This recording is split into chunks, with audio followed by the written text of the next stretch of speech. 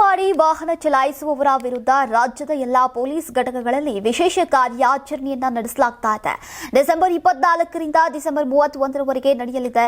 ಈ ಬಗ್ಗೆ ಸಂಚಾರ ಮತ್ತು ರಸ್ತೆ ಸುರಕ್ಷತಾ ವಿಭಾಗದ ಹೆಚ್ಚುವರಿ ಪೊಲೀಸ್ ಮಹಾನಿರ್ದೇಶಕ ಆರ್ ಹಿತೇಂದ್ರ ಅವರು ಸಿಬ್ಬಂದಿಗೆ ಸೂಚನೆಯನ್ನ ನೀಡಿದ್ದಾರೆ. ಸುಪ್ರೀಂ ಕೋರ್ಟ್ನ ರಸ್ತೆ ಸುರಕ್ಷತಾ ಸಮಿತಿ ಅಧ್ಯಕ್ಷ ನ್ಯಾಯಮೂರ್ತಿ ಅಭಯ್ ಮನೋಹರ್ ಅವರ ಅಧ್ಯಕ್ಷತೆಯಲ್ಲಿ ನಡೆದಂತಹ ಸಭೆಯಲ್ಲಿ ಈ ರಸ್ತೆ ಅಪಘಾತಗಳನ್ನು ತಡೆಗಟ್ಟೋಕೆ ಮದ್ಯಪಾನ ಮಾಡಿದ ಚಾಲಕರ ವಿರುದ್ಧ ವಿಶೇಷ ಕ್ರಮ ಕೈಗೊಳ್ಳುವಂತೆ ಪೊಲೀಸ್ ಇಲಾಖೆಗೆ ಸೂಚನೆಯನ್ನ ನೀಡಲಾಗಿತ್ತು. ಹೊಸ ವರ್ಷಾಚರಣೆಯ ಸಂದರ್ಭದಲ್ಲಿ ಮದ್ಯಪಾನ ಮಾಡಿದ ಚಾಲಕರ ಸಂಚಾರದಿಂದ ಅಪಘಾತಗಳ ಸಂಭವ ಹೆಚ್ಚುವ ಸಾಧ್ಯತೆ ಇರೋದ್ರಿಂದ ಈ ಕಾರ್ಯಾಚರಣೆಯನ್ನ ನಿರ್ವಹಿಸೋಕೆ ಆದೇಶವನ್ನ ಹೊರಡಿಸಲಾಗಿದೆ.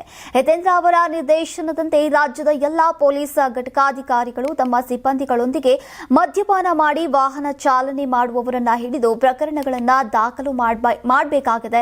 ಇನ್ನು ಈ ಕ್ರಮದ ಉದ್ದೇಶ ಸಾರ್ವಜನಿಕ ಸುರಕ್ಷತೆ ಹೆಚ್ಚಿಸುವುದು ಮತ್ತು ರಸ್ತೆ ಅಪಘಾತಗಳ ಸಂಖ್ಯೆಯನ್ನ ಕಡಿಮೆ ಮಾಡುವುದು ಅಂತ ಅಧಿಕಾರಿಗಳು ತಿಳಿಸಿದ್ದಾರೆ. ಹೀಗಾಗಿ ರಾಜ್ಯದ ಎಲ್ಲಾ ಘಟಕಾಧಿಕಾರಿಗಳನ್ನ ಮತ್ತು ತಮ್ಮ ಘಟಕಗಳ ವ್ಯಾಪ್ತಿಯೊಳಗೆ ಬರುವಂತಹ ಪೊಲೀಸ್ ಠಾಣಾ ವ್ಯಾಪ್ತಿಯಲ್ಲಿ ಡಿಸೆಂಬರ್ 24ರಿಂದ 31ರವರೆಗೆ ಕಾರ್ಯಾಚರಣೆಯನ್ನ ನಡೆಸಿ ಪ್ರಕರಣಗಳನ್ನ ಈಗ ದಾಖಲಿಸುವಂತೆ ಆದೇಶಿಸಿದ್ದಾರೆ. ನೀವು ಸಣ್ಣ ಆಗ್ಬೇಕಲ್ವಾ? ಅದು ಒಂದು ಉತ್ತಮ ಆಹಾರದಿಂದ ಸಣ್ಣ ಆಗ್ಬೇಕಲ್ವಾ? ಪ್ರತಿದಿನ ನಮ್ಮ ಜೀನಿ ಸ್ಲಿಮ್ ನ ಯೂಸ್ ಮಾಡಿ ಯಾವುದೇ ಸೈಡ್ ಎಫೆಕ್ಟ್ ಇಲ್ದಂಗೆ ನೀವು ಸಣ್ಣ ಆಗ್ತೀರಾ. ಯಾರಾಗ್ತಾರೆ ಎಂಎಲ್ಎ ಅಭ್ಯರ್ಥಿ 2028 ಶೀಘ್ರದಲ್ಲೇ.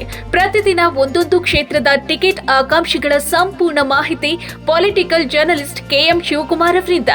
ಕರ್ನಾಟಕದ ನಂಬರ್ 1 ಡಿಜಿಟಲ್ ಮೀಡಿಯಾ ನಿಮ್ಮ ನೆಚ್ಚಿನ ಕರ್ನಾಟಕ ಟಿವಿಯಲ್ಲಿ ಮಾತ್ರ.